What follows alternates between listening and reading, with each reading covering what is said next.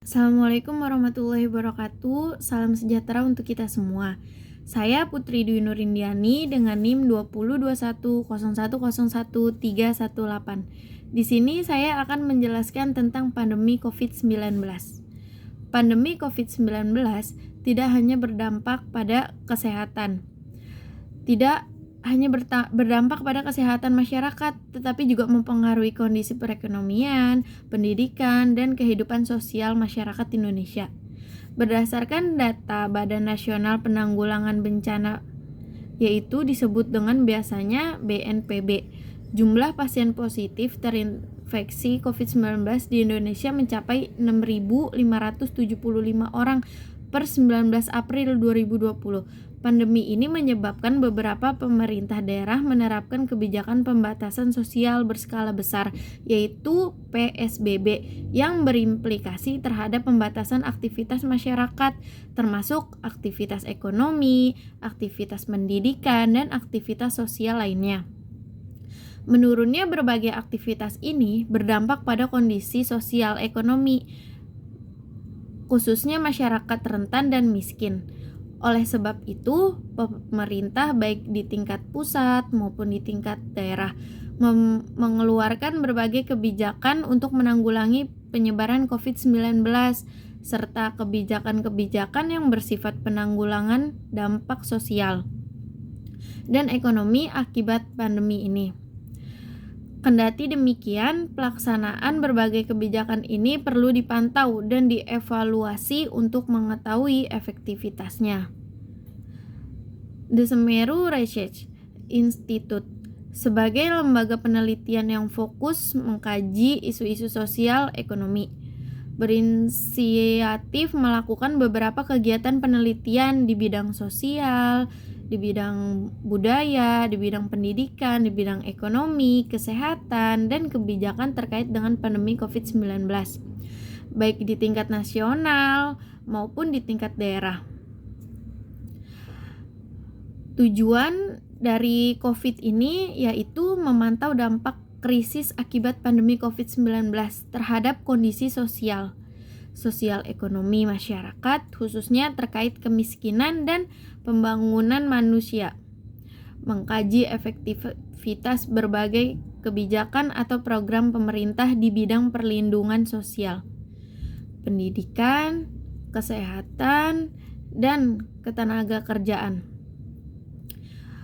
Metodologi studi ini terdiri atas 9 substudi yang terbagi ke dalam 2 kelompok besar, yaitu studi berskala nasional dan subnasional. Studi khusus sama aja itu. Studi berskala nasional yaitu simulasi dampak pandemi COVID terhadap tingkat kemiskinan di Indonesia ini. Metodologi kuantitatif analisis data susenatif dampak pandemi COVID-19 terhadap tenaga kerjaan. Metodologi kuantitatif analisis data Susenas dan Sukernas.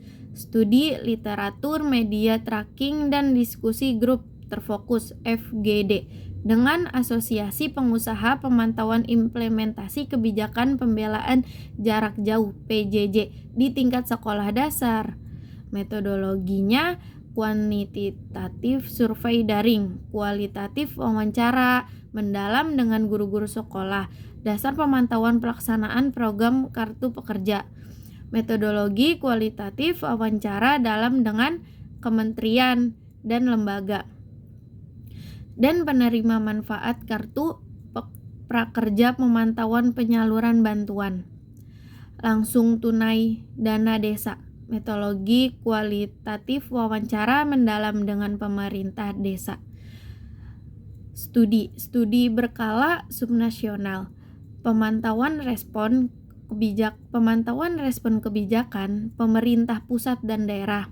Metodologi analisis konten dari hasil media tracking efektivitas pelaksanaan program perlindungan sosial.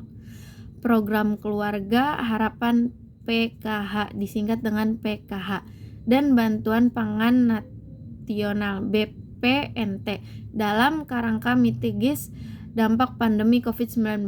Metodologi kualitatif wawancara mendalam dengan kementerian dan lembaga pemerintah daerah, pemerintah desa dan rumah tangga. Pemantauan dampak pandemi COVID-19 ini terhadap pelayanan gizi dan kesehatan ibu dan anak. Metodologi kuantitatif analisis data-data sekunder fasilitas kesehatan.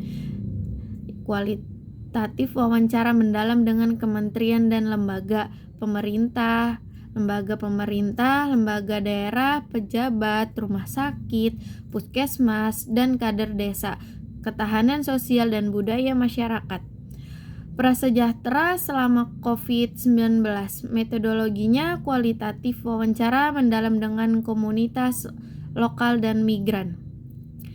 Studi berkala subnasional ini memilih 5 lokasi untuk studi kasus, yaitu Kota Administrasi Jakarta Timur yang disingkat dengan DKI Jakarta, Kabupaten Bekasi, Jawa Barat, Kabupaten Bandung, Bali, Kabupaten Maros, Sulsel, dan Kota Kupang NTT.